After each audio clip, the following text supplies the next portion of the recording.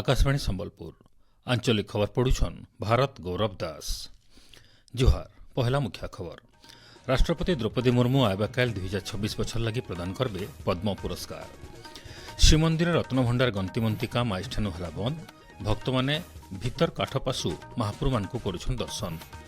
विषक्रिया होइतबा खाद्य खाइकरी सुंदरगढ़ जिला नुआडीही गांर 4 जनकर गला जीवन और राइजिया होतुआ खरा और गुड़गुड़ी लगी लोक सतर्क रहबार के परामर्श देले राजस्व और विपर्यय परिचालना मंत्री।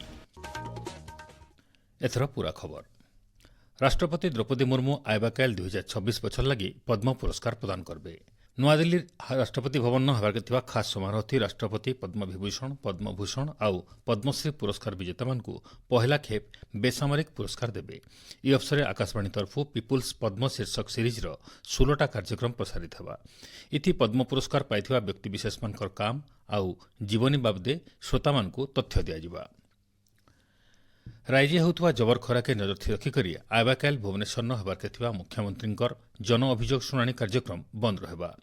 अभियोग शुणाणी परवर्ती तारीख गणमाध्यम जरिए जनाई दिया बोली साधारण प्रशासन आउ साधारण अभियोग विभाग तरफु सूचना दिया जाइछे। पुरी श्रीमंदिर रत्नभंडार गंतिमंती काम आइष्ठानु बंद रखाइछे। जबर ताती आउ जबर भीड़ आउ आयबा दिने भिन्न भिन्न नीतिकांति के नजर रखिकरी सामयिक भावे गंती काम बंद रखबार लगी निष्पत्ति निया जाइछे। आयबा मासे स्नान पूर्णिमा आगु गंती काम कराजिबार बाबदे परवर्ती बैठक थी निष्पत्ति नियाजिबा। आयबा स्नानयात्रा आउ रथयात्रा लगी प्रस्तुति आउ सुपरिचालना के नेकरी ई मासे 36 निजोग आउ परिचालना कमिटी बैठक हेबा बोली जनापड़िछे। गंती काम बंद रखबार लगी निष्पत्ति हेबारु भक्त माने आइष्ठानु स्वाभाविक भावे भीतर काठपासु महाप्रभु मानकु दर्शन करुछन। जापान होबार के थिबा साकुरा विज्ञान कार्यक्रम 2026 थी भाग नेबार लगी मनोनीत छात्र छात्री नुआदिल्ली गलाकाल यात्रा करिछन। शिक्षा मंत्रणालय अधीन थी स्कूल शिक्षा आउ साक्षरता विभाग तरफु ई कार्यक्रम लगी छात्र छात्री मानकु बर्छाइछे। शिक्षा मंत्रणालय सूचना अनुसार ओडिशा सहित 15टा राज्य आउ केन्द्र शासित अंचल सरकारी विद्यालय 24 जन छात्र आउ 32 जन छात्री सहित 4 जन पर्यवेक्षक ई गस्त थी जाइछन। बछा होइतिबा ई दल आयबा 30 तारीख तक जापान रहबे। भारत सहित ई कार्यक्रम थी घाना नाइजेरिया आउ दक्षिण आफ्रिकार छात्र छात्री माने भी भाग नैछन। युव शिक्षार्थी मानकर भितरे बौद्धिक चिंताधारा के ऐतका व्यापक करबार विज्ञान भित्तिक गवेषणा के तहकाबार लक्ष्य नहीं करी जापान विज्ञान आउ प्रजुक्ति विद्या संस्था 2014 मसीहानु ई कार्यक्रम आयोजन करि आसुछे। केंद्रीय माध्यमिक शिक्षा परिषद सीबीएसई द्वादश श्रेणी परीक्षा उत्तर भूल के नहीं स्पष्टीकरण दी जाइए। छात्र छात्री मान उत्तर खातार नकल लगी धारिज देयनु ऐतका निया आउ केतेटा क्षेत्र थी कम देय नियाहुतवा सीबीएसई तरफ सूचना दी जाइए। जेन माने ऐतका देय देइछन सेमानकु बाकी टंका फिराजिबा बोली विज्ञप्ति थी कहुଯାଇଛି। कम देय देइथिबा छात्र छात्री मानकु आवश्यक टंका देवार लगी कहुजिबा बोली सीबीएसई तरफ कहुଯାଇଛି। परीक्षार्थी मानकु उत्तर खातार स्कैन कॉपी लगी आउ थरे आवेदन करबार के नाई पड़े बोली जना पड़िछे। प्रधानमंत्री नरेंद्र मोदी आयबा 31 तारीख रविवार दिन सकाल 11 बजे आकाशवाणी मन की बात कार्यक्रम जरिए देश और दुनिया सारा लोकर संगे विचार विनिमय करबे। इटा तांकर 134 नंबर मन की बात कार्यक्रम हवा। एथिर लगी प्रधानमंत्री साधारण लोकर मतामत मागिछन। लोके नमो आप और माई गव पोर्टाल थी सेमानकर मतामत देई परबे। तार छड़ा 1800117800 डायल करी करी निजे निजर मतामत रेकर्ड करि पारबे। 1922 नंबर के मिस्ड कॉल देई करी एसएमएस जरिए आयबा 29 तारीख तक निजर मतामत देई पारबे। आपण माने खबर सुनुछन आकाशवाणी संबलपुर केन्द्रनु।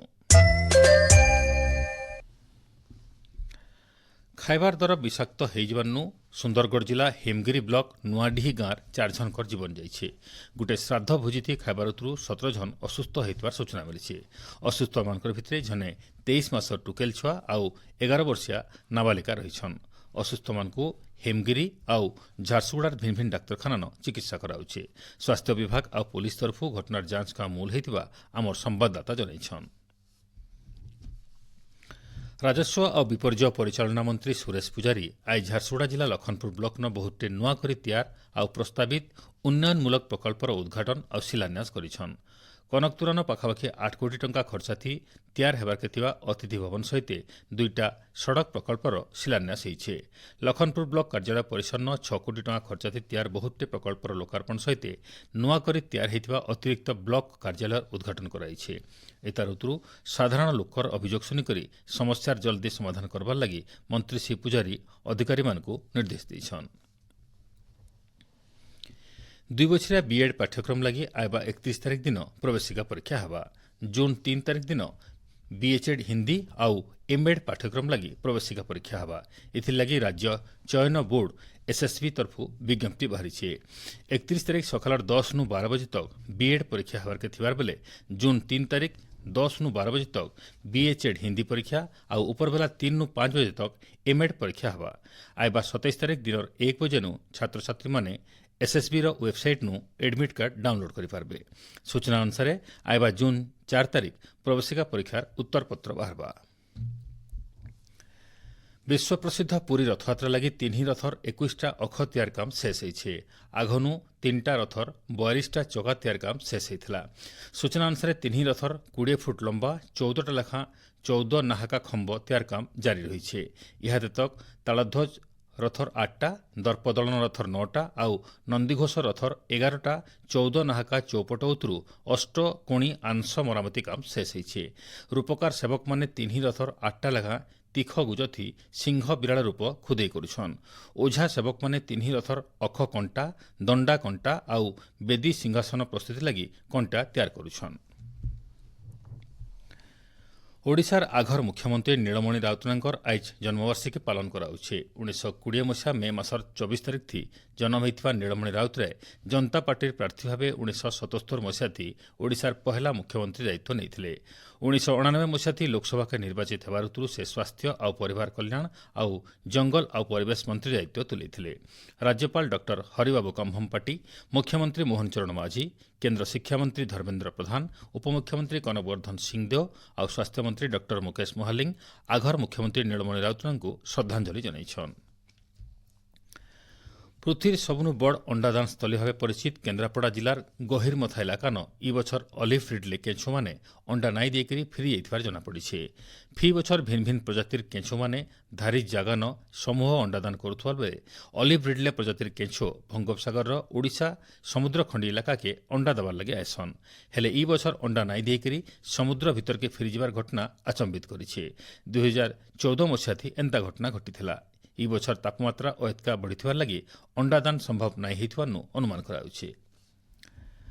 ମାନସିକ ରୋଗୀମାନଙ୍କୁ ସ୍ନେହ, କରୁଣା, ଦୟା ଦେଖାବାର ସହିତ ଲୋକର ଭିତରେ ସଚେତନତା ସୃଷ୍ଟି କରବାର ଉଦ୍ଦେଶ୍ୟ ଫି ବছର ମେ 24 ତାରିଖକେ ବିଶ୍ୱ ସିଜୋଫ୍ରେନିଆ ଦିବସ ଭାବେ ପାଳନ କରାଯାଉଛି। ସିଜୋଫ୍ରେନିଆ ହେଉଛି ଗୋଟେ ମାନସିକ ସମସ୍ୟା।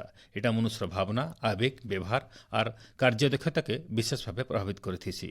মস্তিষ্কথি খাস করে ডোপামিন রাসায়নিক তত্ত্বর মাত্রা বঢ়লে ই বেমার হইথিসি। जबर खराके नजर थी रखिकरी दिनर 11 बजेनु उपरबेला 3 बजे तक श्रमिक मानकु काम थी नाई लगाबार के पूर्त विभाग तरफु निर्देश जारी कराइछे। पूर्त विभागर ईआईसी सबु जोनर मुख्य निर्माण जंत्री, अधीक्षण जंत्री मानकु इ बाबदे चिठी लिखिछन। जबर ताती आउ गुलगुलिके नेकरी लोक सतर्क रहबा लगी राजस्व और विपर्यय परिचालना मंत्री सुरेश पुजारी कहिछन। खास करी सकाळ 11 बजेनु उपरबेला 3 बजे भितरे घरे रहबार के श्री पुजारी कहिछन।